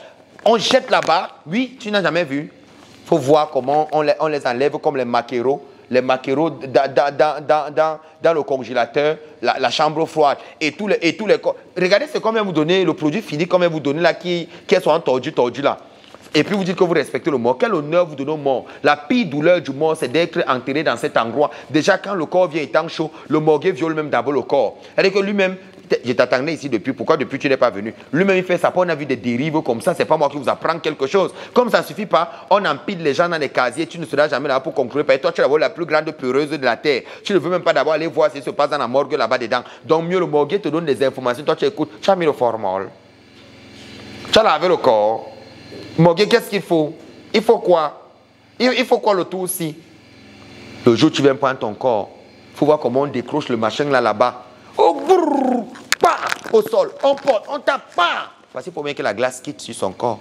Et là, tu vois donc les bras qui se cassent et on verse, donc, on dégivre donc maintenant le maquereau. C'est quelle souffrance, Seigneur, quelle souffrance. Dans quoi qu'est-ce que l'Église est venue foutre en Afrique? On finit de verser tout ça et on se rend compte qu'il est difforme parce qu'il y a les bras qui ne veulent pas. Et puis tu attends donc, crac. On force dans la main et il y a au moins 8 fractures sur un seul bras. Mais toi, tu ne sais pas parce que toi, c'est que non. Elle a dit que non, là, on va la laisser parce qu'elle avait dit vraiment, ne souffrez pas. Mais vous imaginez la souffrance. Vous finissez, vous l'habillez dans un costume. Le costume, là, ne met jamais normalement. Il est tout fendu au dos ici.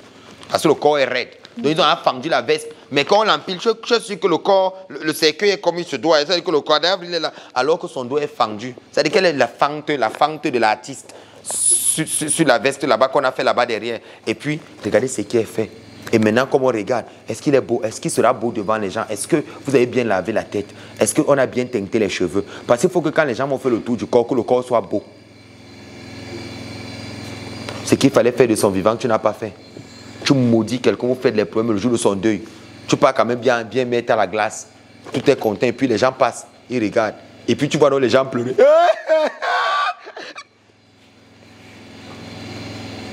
Ça c'est quoi? Donc toi tu as gardé tes larmes sur le banc pour le jour là.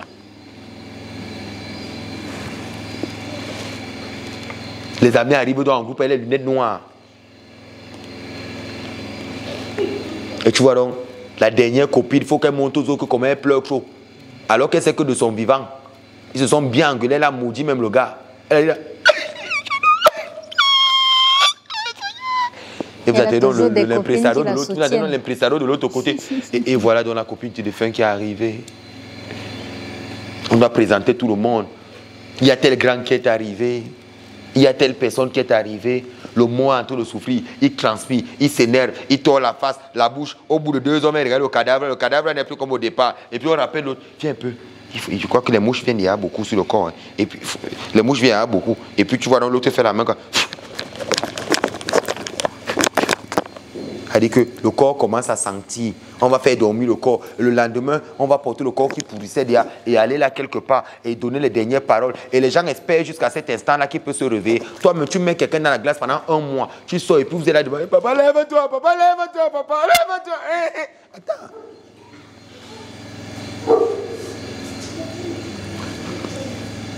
Tu l'as fait souffrir pendant 1 mois, 2 mois. Il y a même l'autre qu'on a mis 1 an. 1 an. Il a perdu son totoli. Mais on est venu avec ça, dit qu'à force de taper la mort, c'est même plus long, c'est parti. C'est un pied plus long que l'autre. Et puis 1 an après, dans le corps, papa, papa. Lève-toi, tu ne laisses avec qui? 1 an après, dans la glace. C'est-à-dire que même le maquereau de 1 an, au port, on dit que c'est pourri. On dit que c'est plus propre à la consommation. Mais vous gardez encore 1 an et vous venez encore pleurer le jour du deuil qu'il se relève. Vous voyez à quel point l'homme est stupide. Et ils ont réussi à installer une peur à l'intérieur des gens que quand la période du deuil arrive, tout le monde est paniqué. Vous voyez les enfants, on est à l'île, les enfants là comme ça. Les petits enfants doivent voir le corps de leur père. Et puis on soulève l'autre, il regarde. Voilà ton père là-bas. On soulève la petite fille. Regarde, regarde. Et puis l'autre dit, pourquoi papa dort? Qui se lève? On a mis le rouge à lèvres à papa. Papa n'avait pas la bouche comme ça. Toi-même, un maquereau qui a fait 1 an, bouche attachée comme ça, comment il ne sera pas... Mais attendez, vous voyez jusqu'à quel niveau ils ont banalisé, ridiculisé le rite. Le rite d'enterrement était respectable. C'était noble. Lorsqu'on le faisait, on permettait au mort d'être content, d'aller vite se reposer parce qu'il a fini ses jours. En moins de 10 minutes, là, 20 minutes, j'ai terminé rapidement. Parce qu'au moment où il est mort, on est en train de creuser la tombe. On a déjà creusé la tombe. Je viens avec les membres de la famille parce que c'est une affaire de la famille. On a déjà fini, on l'a fait reposer là-bas. C'est fini. Et puis on vient donc maintenant pour commencer à faire les shloshim, le nombre de jours après. Et puis il y a les enseignements que je donne par rapport au mort pour pouvoir accompagner le mort parce qu'il doit commencer son pèlerinage. Mais quand vous le gardez 1 an, c'est pour qui vient après. Le pasteur même que vous appelez un pasteur sérieux, qui arrive quand quelqu'un était mis à la glace, lui qui dit qu'il est mystique, le prêtre qui dit qu'il est mystique, il y a encore quoi là? Logiquement, mystiquement, ça ne fonctionne pas. Ça ne fonctionne pas. Tout ce qu'il fait, c'est des conneries. Ça ne respecte aucun ordre. Vous vous rendez compte, c'est beaucoup d'humour que j'explique, mais c'est grave. C'est grave. Les gens se plaignent que je ne vais pas dans les deuils. Parce que pour moi, c'est un spectacle. C'est un spectacle que d'aller dans les deuils. Si quelqu'un est décédé, faites-le vite. Tournons la page parce que la vie avance. Qu'en est-il de ceux qui meurent au combat? Quand on ne retrouve plus les corps, imaginez la vie comme ça. Imaginez la vie comme ça. Quand ça arrive, on fait ce qu'on fait, on avance.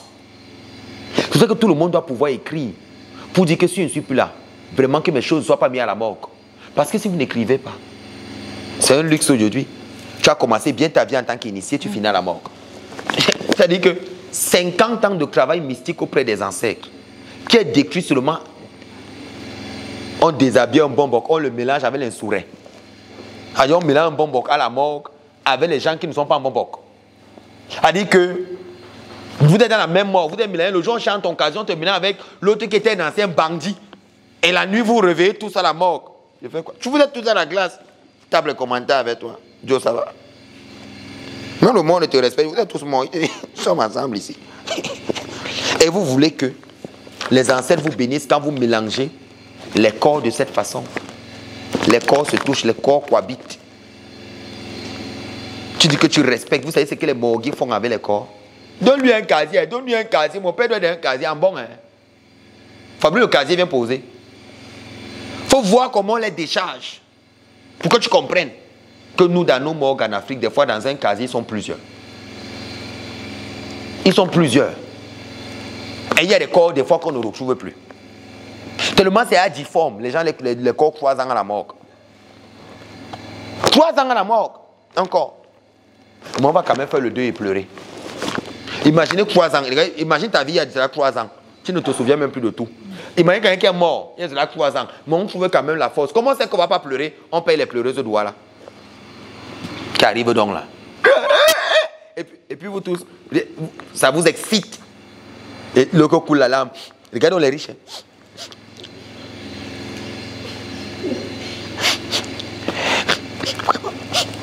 Vous vous moquez de qui? C'est dans ce spectacle-là que nous vivons aujourd'hui, où on a détruit, et c'est là qu'il faut frapper dans la fourmilière et dire aux gens, chers négro-africains, arrêtons de faire du mal à notre ancestralité, à nos ancêtres. Arrêtons le massacre. Je sais que c'est un costaud business, et vous aimez ça. L'autre dit, je suis en Europe, on ne peut pas l'enterrer si je ne suis pas là. Donc c'est le mort maintenant sur la terre qui doit t'attendre. Mais toi tu dois venir. Comme tu arrives, on t'a refusé le visa, on attend. Et les gens disent, ces enfants ne sont pas encore là, on ne peut pas encore enterrer. Il faut que ces enfants soient là. Il faut quand même que sa fille le voie pour la dernière fois. Je dis, vous vous rendez même compte de la gravité de la chose? On va réunir tous les enfants sans savoir que vous venez de porter une malédiction seulement en faisant craigner le corps. Ça, les pseudo-initiés ne peuvent pas vous dire. Mais après, les catastrophes commencent à s'installer. À faire bloquer ceci. C'est ton mort, non? Je dis que c'est ton mort, non? On continue, c'est ton mort. C'est ton mort. Au lieu qu'on fasse vite, tu dis qu'on attend que tu viennes. Comme toi, tu n'as pas de vision dans 6 mois. On va attendre dans 6 mois, on va leur mettre à la mort. Parce qu'il faut que tous les enfants soient là. Ils appellent ça les ayants droit. C'est-à-dire qu'il faut que tout le monde soit là. Et quand il vient, tu ne vois même pas ce qu'il fait. Elle est venue au deuil, mais elle est loin à côté. Elle ne vient pas près du corps. On a quand même enterré après 6 mois. Et on se pose la question, son impact au deuil, c'était quoi? Vu qu'on pouvait toujours enterrer, et elle vient après, on fait la réunion, on lui dit, voilà le corps là-bas, la tombe là-bas. Non, c'est devenu un luxe aujourd'hui. La mort est devenue un spectacle. La mort est devenue, et on se plaint qu'on n'avance pas en Afrique. On ne peut pas avancer. Les initiés sont... Où sont les initiés qui m'écoutent? Faites des ateliers pour enseigner à vos communautés le rite. Faites enseigner à vos communautés, dites-leur la vérité, parce que ça fait rire, mais ça fait mal, parce que nos grands-parents qui ont été des religieux ont souffert de la même chose. Nos proches ont souffert de la même chose. Nos soeurs, nos frères ont souffert de la même chose. On se rend compte aujourd'hui que ta sœur est décédée, tu ne l'as plus jamais revue en rêve. Et même quand tu la revois en rêve, elle ne parle pas. Tu ne parles pas pourquoi? Elle est muette. Pourquoi le mort est muet? Elle est muette pourquoi? Toi, quand tu mets le scotch... Quand tu mets le super glue sur sa bouche, tu veux qu'il parle comment? Et l'autre dit, c'est un signe. Si elle est muette, c'est un signe.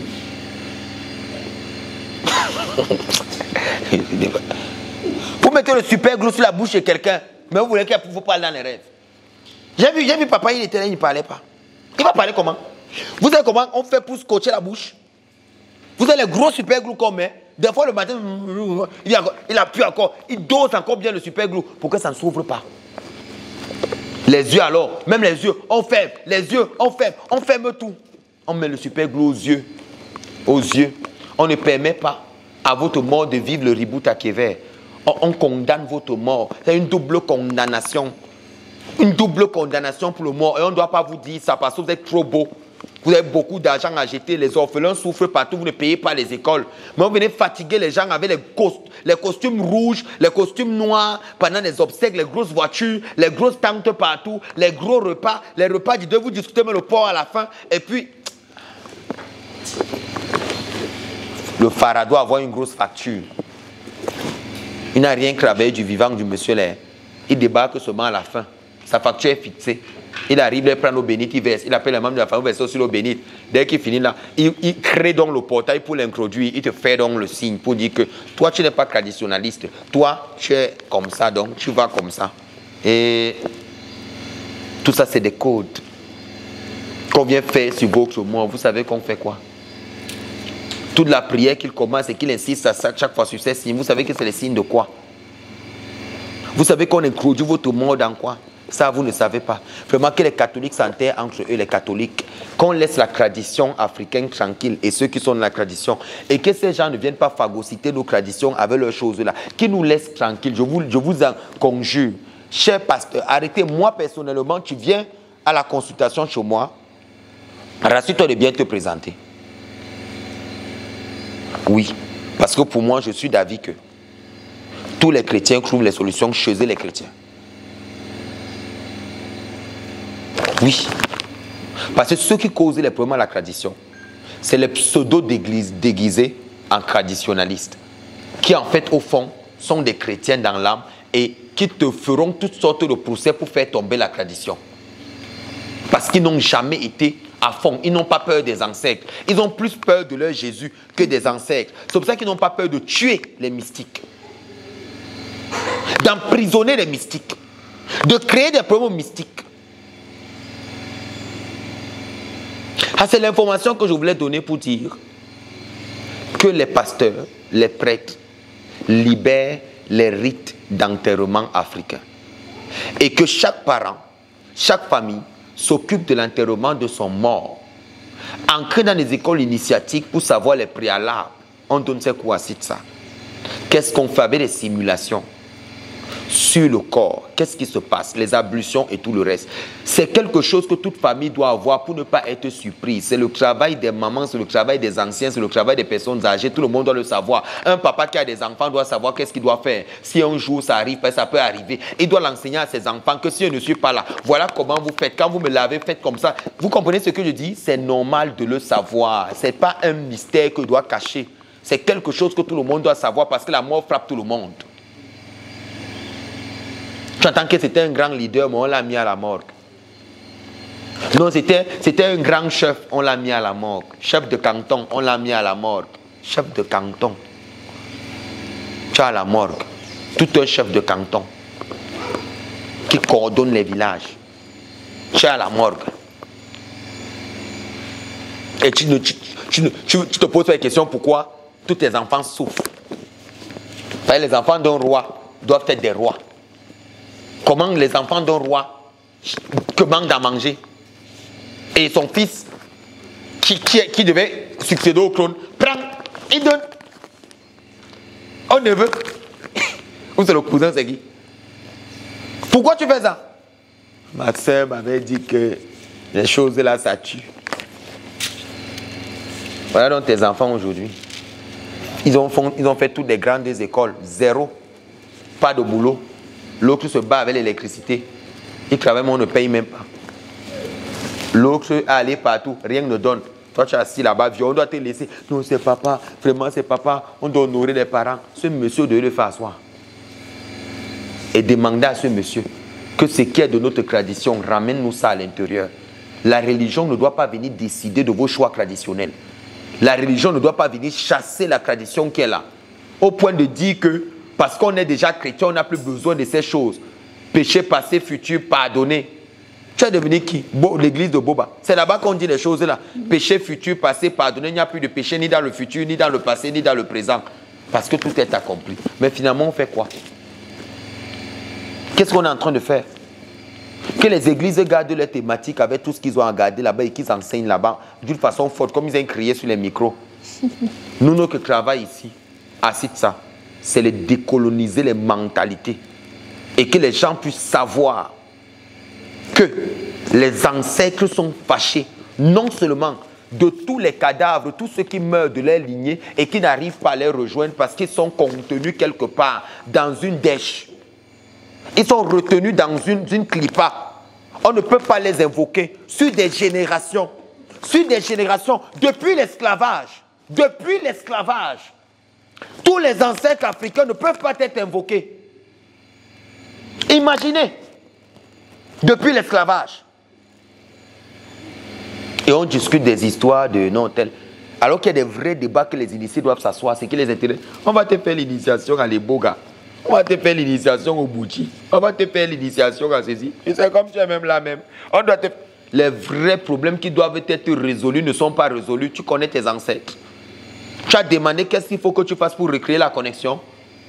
Vous devez venir voir un initié qui doit refaire le rituel de l'endeuillé de la personne qui est morte dans votre famille à zéro. Il doit refaire cette simulation. C'est un rituel qu'il doit refaire. Il doit convoquer l'esprit et refaire subir à l'esprit là le rituel de l'endeuillé pour le permettre de rejoindre les ancêtres. En fait, il faut dépeupler. J'entends les gens dire il faut dépeupler l'enfer. Quoi que l'enfer, c'est quoi l'enfer? C'est ce que je viens de vous citer là. Là où ils sont retenus. Il faut refaire le rituel de chaque personne et le refaire traverser vers les ancêtres. Ainsi, vous pourrez les invoquer. Si ce n'est pas le cas, oubliez. Oubliez. Oubliez. Votre papa est décédé, votre mère est décédée. Elle était mise à la glace. Vous avez appelé un pasteur, un prêtre de venir faire. Elle est de ce côté-là. Si ça vous arrange, qu'elle reste là-bas. Mais si vous voulez un jour qu'elle puisse vous aider, que vous puissiez la voir et causer avec elle, vous devez refaire ce rituel. Que les gens ne me demandent pas. Bon, j'autorise. Je peux faire ce rituel pour des gens, mais je ne le ferai pas pour tout le monde. Mais ce rituel se fait. Les élèves de site, ça peuvent l'apprendre. Ils peuvent le connaître, le maîtriser, pour pouvoir faire pour les autres qui pourraient venir. Je ne suis pas éternel, mais de mon vivant, je vous aurais décolonisé. C'est-à-dire que je ne vais pas vivre jusqu'à 1000 ans. Mais ce que je laisse sur YouTube, la connaissance que je laisse et le savoir que je laisse, va aider des générations. Parce qu'au moins on dira, il y a quelqu'un qui nous a dit, la décolonisation n'est pas le fait de chasser une église. Que chacun prenne sa caméra et s'asseye. Démontre aux gens pourquoi on n'a pas besoin d'eux. Nos ancêtres sont coincés dans quelque chose. Et on doit pouvoir les enlever de là. Que Dieu bénisse l'Afrique. Et les ancêtres. Maître. Et la nature. Merci pour tout. Merci pour la grandeur et la profondeur de cette sagesse que vous avez bien voulu partager avec nous ce soir. Cet important message qui nous vient des ancêtres. Aujourd'hui, il était temps que les oreilles des hommes et des femmes africains à travers le monde puissent le percevoir et le recevoir. Madame, Messieurs, la mort n'est pas la fermeture d'un chapitre de façon bâclée. Il faut pouvoir accompagner le mort, préparer la seconde vie de ce dernier dans l'invisible. Et qui de mieux pour pouvoir réaliser cela que des mystiques, les véritables gardiens de la tradition, tels que celui-là qui vient de s'exprimer au-devant de vous, le docteur Mbombok Ouri Yehuda Wayad. Des exemples comme lui, il y en a très peu à travers le monde.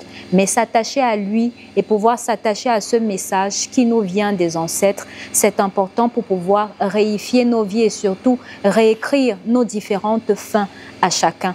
Nous serons donc toujours là à travers la plateforme de lumière qu'est SITSA, Centre d'initiation aux traditions et spiritualités africaines, pour décoloniser vos consciences, pour vous réapprendre la vie, l'intégration du mystique à côté du physique dans lequel nous vivons au quotidien. C'est donc la plateforme à laquelle vous devriez être attachés, continuer de suivre nos vidéos. Merci à vous qui avez été présents tout au long de cette importante thématique. Merci de nous laisser encore des likes. Ne manquez pas de partager ce message à ceux-là qui ont manqué cet épisode, car il est important, Madame, Messieurs, de préparer la fin et de connaître quels sont les procédés, quelle est la véritable manière de pouvoir accompagner le mort. C'était donc le rite d'enterrement tel qu'il doit se faire selon la science ancestrale qui vous a été présentée.